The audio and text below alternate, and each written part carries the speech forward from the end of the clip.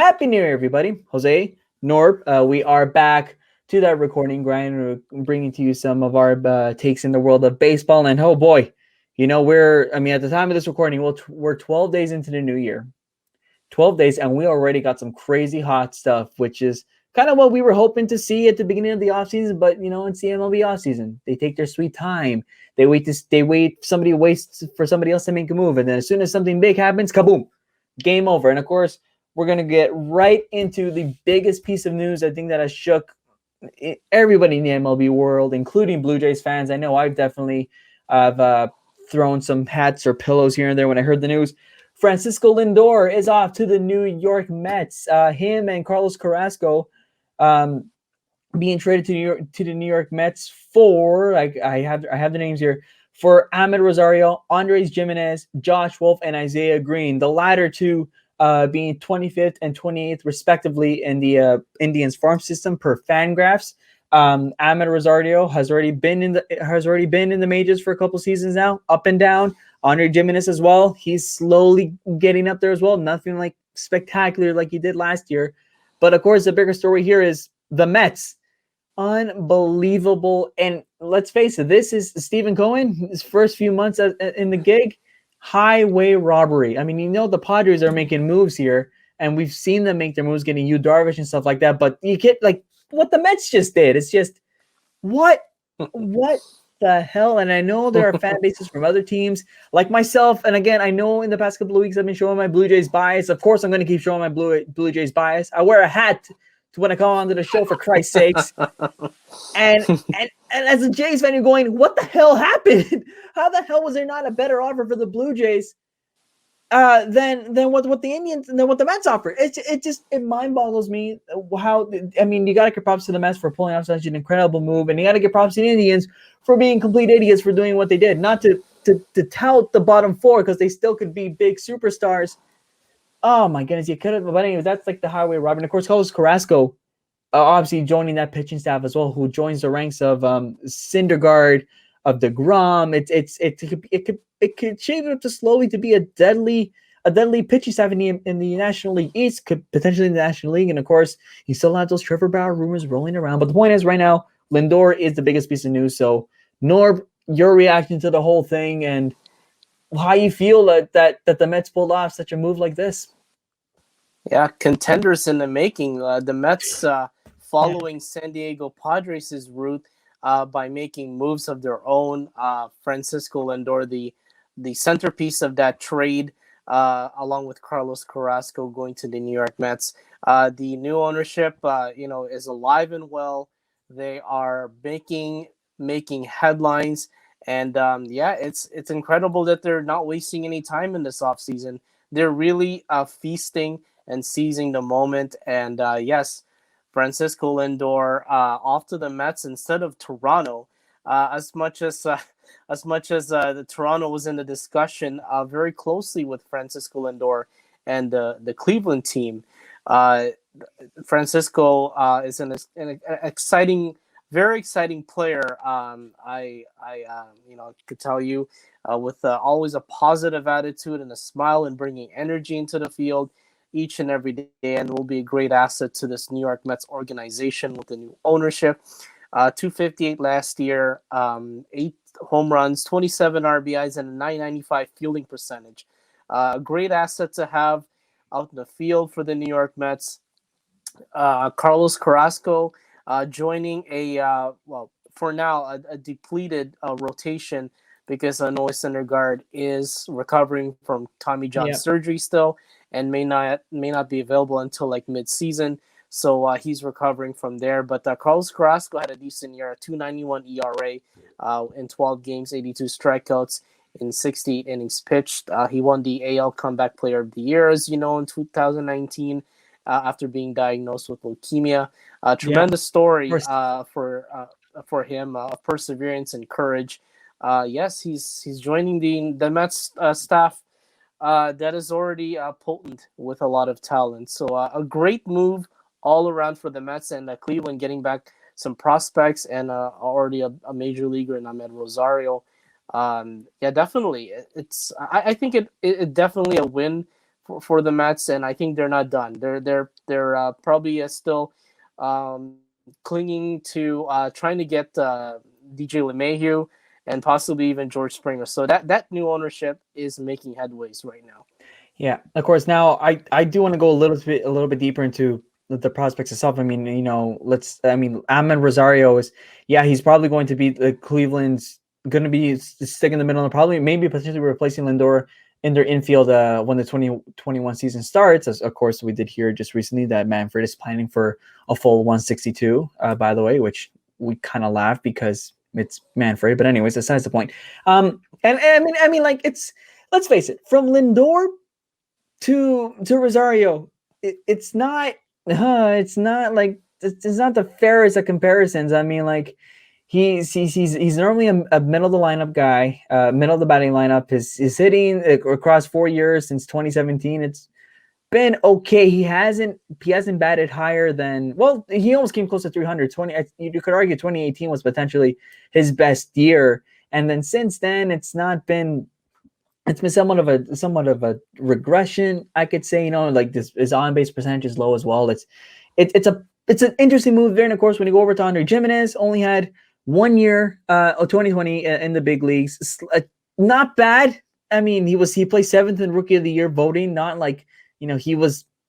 No, that's not like a tremendous amount. Of course, you could argue in the 60 games. It may not be enough for somebody like him who's up and coming. It may not be somebody to judge yet, but of course in 49 games, 263, 333, 398 in the slashing. So it's not bad. It's not brilliant either. And then of course 25th and 28th in prospects in Josh Wolf and Isaiah Green. And again, like I have to show my Blue Jays bias again, and I hate that because I always find a way to bring it back to this team. But again, but in a non-biased approach at the same time. There were players like Lourdes Gurriel that were on the table. There were also some of their I believe I can't remember if they're looking for catching prospects or not. But the Blue Jays do have a significant farm system that can be like, hey, we could use a significant upgrade in shortstop. And let's face it, I mean, Lourdes Gurriel, yes, he's up and coming. He had an amazing year last year, but if you were to tell for the most part for a hungry Jays fan that wants to stay competitive, without a shadow of a doubt, they're going to say Lindor and immediately put him in the outfield and pair him up with Bichette, with Guerrero, with who else is that first? Again, I can't think right now because I'm so rattled. But it feels and this is where you kind of makes you wonder what Shapiro and Ross Atkins over there and Blue Jays management are thinking this time around. And again, they're extremely conservative players. They're extremely conservative players within the market. And it feels like they didn't want to pull a trigger on some of their bigger assets because I think it was reported that the Blue Jays had a more interesting package. They definitely had a more interesting package with the Mets, but with the Mets and then I think it just fell through, or something about how the Mets just felt a little bit more secure with their package, which makes no sense because again, the Blue Jays were definitely a strong contender. And if it's and aside from all this, what's really going to screw the Indians over with this trade is if Lindor signs that eventual extension. He did say yesterday in a video conference he is open to a long-term extension with the Mets. The Cleveland Indians offered him in the $200 million range. He rejected it, and they said he wants $300 million, which of course I could use $300 million. Norbz could use $300 million. The neighbor across the street could use $300 million. Who wouldn't love $300 million? If the Mets pull that off, if the Mets get him, if the Mets extend him with the $300 million, that's it. Then without a shadow of a doubt, the Mets have already significantly won this trade more than they did the first time already. If they don't, then maybe you can argue that the Indians did the right move. But you have to presume that the Mets are going to. I know they're going to look at Springer. I know they're going to look at LeMahieu. But the question is, do they value Lindor so much that they'll give him the $300 million, or do they want to get other pieces for a win now and then prevent that? Which is why it's so tricky for them for people to say that people like Springer are still available up on the table, because let's face it, this is so big, this is so looming for the Mets. It's like I mean, if I were them, I would do that. I would forget about Springer. I would forget about LeMahieu. You have such a strong potential candidate in Lindor. You immediately sign him, extend him. It should have been done already. Let's face it, a week after, it should have been done. here we are waiting, and of course, it keeps the trade a little bit up, not a lot. It does keep the trade up a little bit up in the air, but I I think you have to. I think you have to forget your other big pieces because you know they're going to want money too. I mean, you know Springer wants 150 million. LeMahieu was looking for something. I believe in the same range, if not a little bit more. Again, rightfully so. Some may say they're overpriced, but they are extremely good players. Trash can Astros cheating or not, they're still incredibly good players, and they know they will still provide value for the teams that they will be going to or being signed on. You have to give them up because Lindor is so valuable. If the Mets don't do this, then yes, you can technically say the Indians won the trade because Lindor is out the window looking for $300 million somewhere else. Anything else to add on to that, Norbz? Because I just feel like that's really what's going to set the precedent for this trade. Yeah, I think it does set the tone, and like I said, the new ownership seems like they have unlimited resources right now, and I feel that they want to build the New York Mets right from the time they take over the team, and I think Lindor is a valuable player. He's a great asset to the field, and I won't be surprised if he will sign with the New York Mets for whatever he wants. Like he's hitting New York, the Big Apple, big money, big market is always there. So anything can really happen to this acquisition, and Lindor has the power right now. He has the keys possibly to the kingdom in Mets land. We'll just see what happens with the ownership. And as for Cleveland, they with the players that they got in return, we'll just see. They have a bright future. Those prospects and Rosario as well. So I won't be surprised when down the road they'll make a lot of noise offensively and out there in the field. So yeah, definitely we'll just see what happens in the next couple of years with this situation happening. Now, for the record, in terms of the Mets payroll, because I know you did speak about all the resources that they have right now, their active payroll is with the contract that Lindor is on right now. The contract that he's on right now, they have an active payroll of 161.9 million, roughly. Obviously, Lindor signing would completely put him over the top.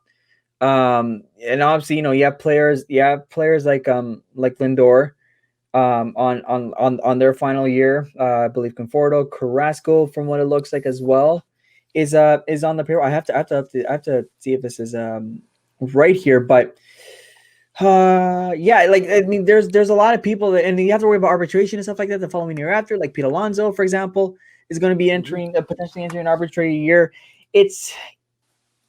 I understand. I get the ambition. It kind of makes you wonder how much money do they have? How much resources could they possibly have?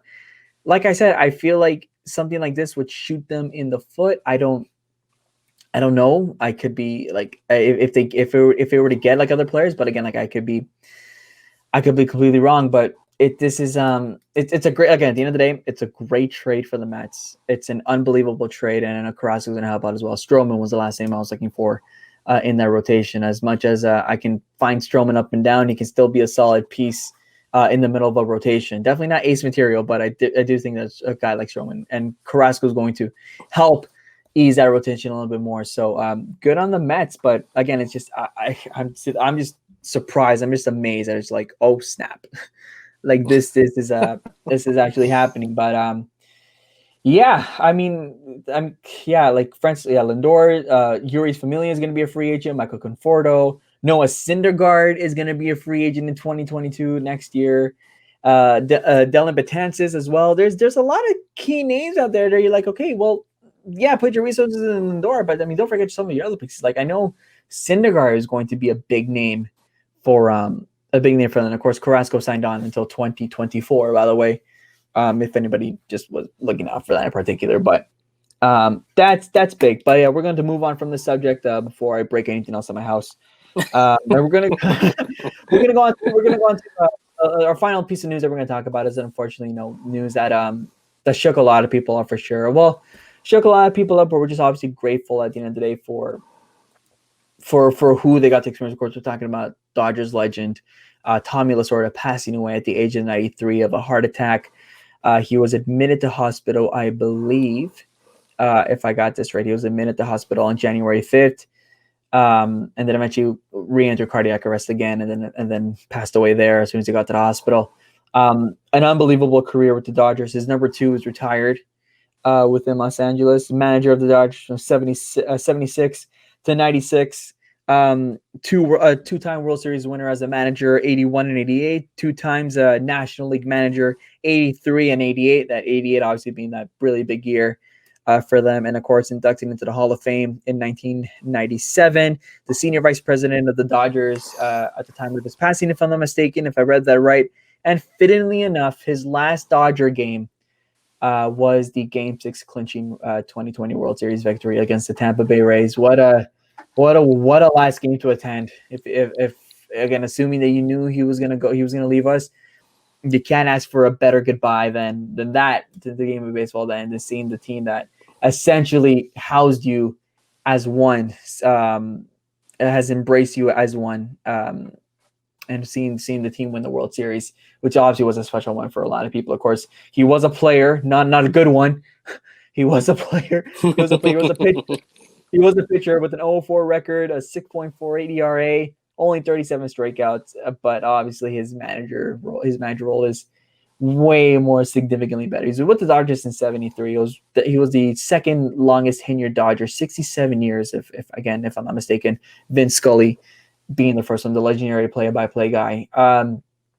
It's just unfortunate. It's such a sad way in terms of that to kick off the year. And of course, he's also a trooper as well. He also suffered 2 previous heart attacks, still kept kicking. It's crazy as that here, 3 heart attacks. It mind boggles me when I heard that. Yeah, June 2012, it was a heart attack there. But unbelievable. Again, what a guy, what a career. And I know Dodgers fans are immensely mourning for a man that has brought them like in the 80s a lot of memories, a lot of special memories with them. And of course, the first heart attack, I believe, was just after the 96 season, which he was forced to retire from there. So Norbz, your thoughts on the whole thing? Is just tough news, very tough news. Yeah, well, you don't have to be a Dodgers fan to love Tommy Lasorda. I mean, if you love baseball, if you're a diehard fan, if you're a passionate fan, then Tommy Lasorda really exemplified that as a true ambassador of the game, a very vibrant personality, and a mentor to many, many young players that have come up to play the major leagues.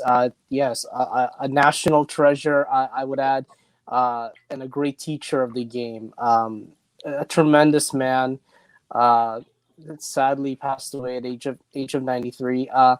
The man who worked his way up the organization, starting from when he was a player with the old Brooklyn Dodgers, and then moving all the way up to being a scout, and then being a coach in third base, and then taking over as manager from another Dodger great, Walter Alston, in 1976, and guiding the Dodgers to 2 World Series in '81 and '88.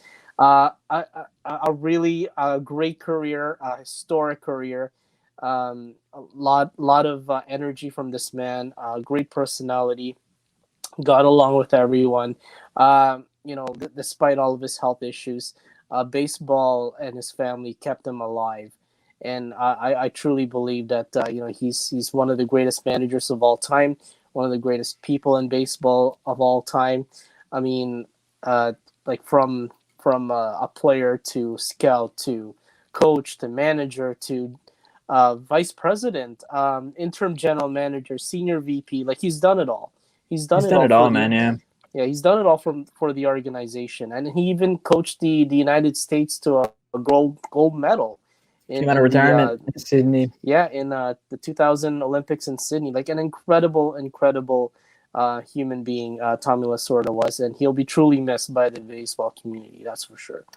And another fun fact that I didn't even know, he's also inducted into the Canadian Baseball Hall of Fame if that just shows any player how respected he was, because he did have a small stint with Montreal between 58 and 1960, which he was the winningest pitcher there with a record of 107 to 57. Of course, this is before, but I believe this is before Montreal officially entered MLB, because it's for the most part you're only going to see his MLB stats with the Brooklyn Dodgers and the Kansas City Athletics. But I think you said it all there, and it's really, really unfortunate. But yes, he does leave a legacy of like for the massive baseball fans and for Dodger fans as well, right? I mean, like, years from now, that generation is going to say, hey, who's like one of the first managers that you grew to love? They're going to go back to Tommy Lasorda. They're going to put his name on high, and for a man like that, absolutely well deserved.